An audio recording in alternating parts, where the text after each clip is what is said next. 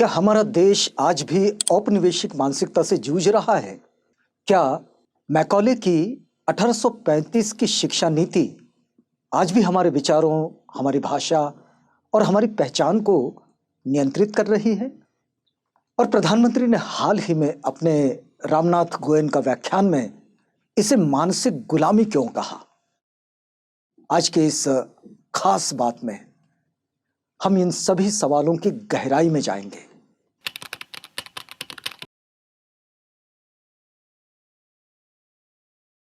पच्चीस अक्टूबर 1800 को इंग्लैंड में जन्मे Lord Thomas Babington Macaulay Bharat के इतिहास में एक निर्णायक व्यक्ति बनकर उभरे हैं।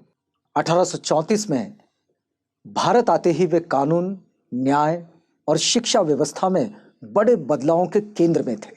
मैकॉले का मिनट ऑफ इंडियन एजुकेशन भारतीय शिक्षा प्रणाली को पूरी तरह बदलने वाला दस्तावेज बना। प्रधानमंत्री नरेंद्र मोदी ने हाल ही में लॉर्ड थॉमस बेबिंगटन मैकॉले की शिक्षा नीति पर दिए गए अपने वक्तव्य से एक व्यापक राष्ट्रीय बहस को हवा दे दी है।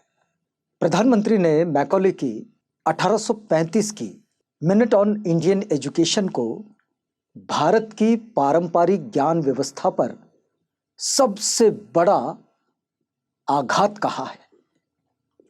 और इसे सबसे बड़ा आघात बताते हुए उन्होंने यह कहा कि यह नीति मानसिक गुलामी की जड़ें गहरी कर गई। प्रधानमंत्री ने यह भी कहा कि मैकॉले ने सिर्फ भारतीय शिक्षा व्यवस्था में परिवर्तन नहीं किया,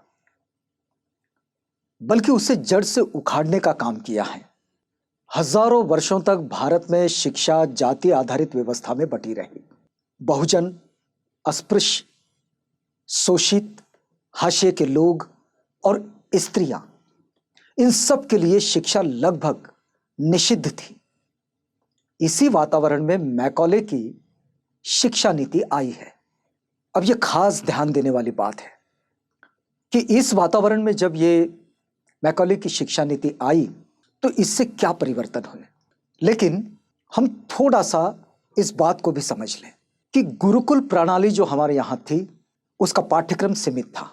शिक्षक केवल ब्राह्मण पुरुष, भाषा सिर्फ संस्कृत और प्रवेश भी जन्म आधारित, विशिष्ट वर्ण के लिए, विशिष्ट जाति के लिए। मैकॉले ने इसे पूरी तरह बदलने की बात कही।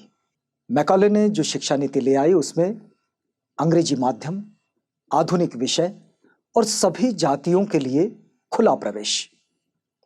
मैकॉले ने शिक्षा को आधुनिक विषयों से जोड़ा, जैसे कि विज्ञान, गणित, इतिहास, कानून, भूगोल, जो भारत में पहली बार बड़े पैमाने पर पढ़ाया गया। लेकिन उसी के साथ आलोचना भी शुरू हुई।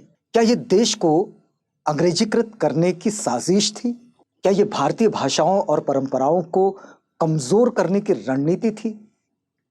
और यहीं से मैकॉले की शिक्षा नीति पर विवाद और बहस दोनों शुरू हुए। प्रधानमंत्री ने हाल ही में अपने रामनाथ गोयन का व्याख्यान में मैकॉले को लेकर बेहद तीखे शब्दों का उपयोग किया है। उन्होंने इसे भारत पर किया गया एक बड़ा अपराध बताया। पहले इस भाषण का वो हिस्सा देख लीजिएगा आप। 1835 में ब्रिटिश सांसद थॉमस बेबिंगटन मैकॉले ने भारत को अपनी जड़ों से उखाड़ने के लिए एक बहुत बड़ा अभियान शुरू किया था। मैकॉले ने भारतीय शिक्षा व्यवस्था में आमूलचूल परिवर्तन नहीं, बल्कि उसका समूल नाश कर दिया।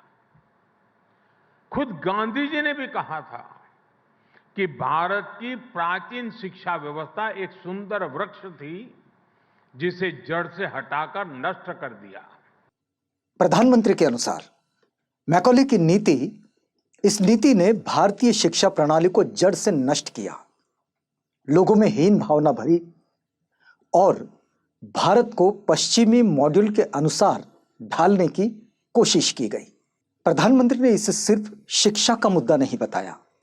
उनका कहना है कि मैकॉले की नीति ने भारतीयों को ऐसी मानसिकता दे दी जिसमें अपनी चीजें हीन और विदेशी चीजें श्रेष्ठ मानने की प्रवृत्ति पैदा हुई।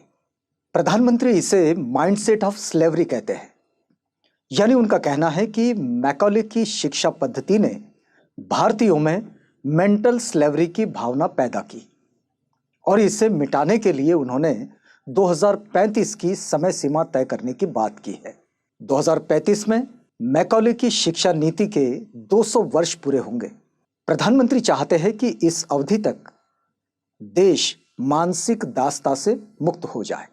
नई राष्ट्रीय शिक्षा नीति NEP 2020 स्थानीय भाषाओं, भारतीय ज्ञान प्रणालियों और परंपरागत कौशल को पुनर्जीवन देने की दिशा में एक बड़ा कदम माना जा रहा है। लेकिन इसका एक दूसरा पहलू भी है। जो मैकॉले की शिक्षा नीति के समर्थक हैं वे कहते हैं कि आधुनिक शिक्षा ने जाति और जन्म के बंधन तोड़ने में बड़ी भूमिका निभाई है।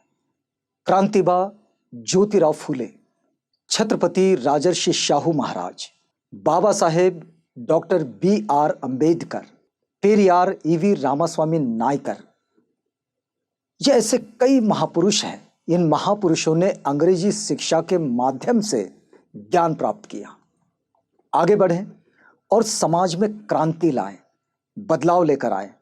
एक ऐसा सामाजिक परिवर्तन जिस परिवर्तन के साए में वो जो गुलामी की मानसिकता थी, वो गुलामी की मानसिकता टूटी और सामाजिक बुराइयों के वो जो जड़ें थी वो जड़ें हल्की हो गई, कमजोर पड़ गई। और इसलिए मैकाले को बहुजन समाज का भागीरथ कहा जाता है। प्रधानमंत्री ने महात्मा गांधी के शब्दों का उल्लेख करते हुए पारंपरिक भारतीय शिक्षा व्यवस्था को एक खूबसूरत पेड़ बताया और कहा कि मैकॉले ने भारतीय शिक्षा के सुंदर पेड़ को काट दिया। ये महात्मा गांधी और मैकॉले के विचारों की टक्कर थी, परंपरा बनाम आधुनिकता। तो सवाल यह उठता है कि भारत को किस दिशा में जाना चाहिए? पूरा पश्चिमी मॉड्यूल अपनाना चाहिए या पूरी तरह पारंपरिक मॉड्यूल, या फिर कोई मिश्रित मार्ग? विशेषज्ञों का यह मानना है कि भारत को संतुलन बनाना होगा, जहां आधुनिक विज्ञान एवं तकनीक भी हो और भारतीय भाषा और भारत का जो स्वदेशी ज्ञान है उसको भी बराबरी मिले। मैकॉले की भूमिका भारतीय शिक्षा व्यवस्था में बड़ी महत्वपूर्ण रही है। समर्थक उन्हें आधुनिक शिक्षा और समान अवसरों का मार्ग प्रशस्त करने वाला व्यक्ति मानते हैं, इसलिए कि यही वो वक्त है जिसके कारण इस शिक्षा नीति ने क्रांतिबा ज्योतिबा फूले, बाबा साहेब डॉक्टर अंबेडकर, पेरियार EV रामास्वामी नायकर, छत्रपति राजर्षि शाहू महाराज ऐसे कई महापुरुष दिए जो समाज परिवर्तन के बड़े प्रेरक बने, जबकि आलोचक उन्हें भारतीय ज्ञान प्रणाली को नष्ट करने का उत्तरदायी बताते हैं। प्रधानमंत्री का ये जो ताजा बयान है, इस बयान के बाद ये बहस एक बार फिर राष्ट्रीय मंच पर प्रमुखता से उभर आई है।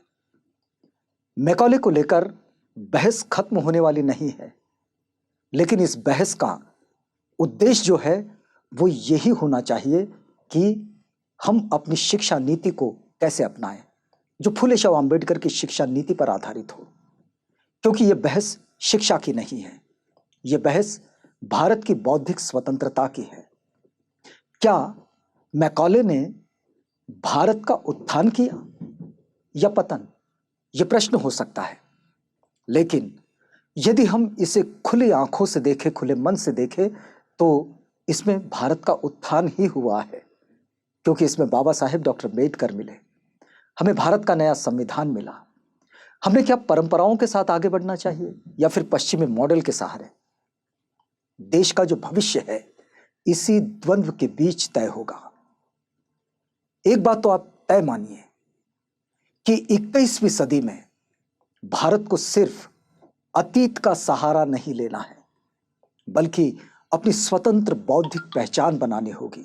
ये समय है, ये ऐसा समय है कि जिस समय हम अपनी बौद्धिक स्वतंत्रता को स्थापित करें, ऐसी स्वतंत्रता जो किसी भी सत्ता, भाषा या विचार की छाया में ना रहे, क्योंकि अंततः बड़ी कठिन मुक्ति है और वो वही मुक्ति होती है जो मन और विचार से होती है।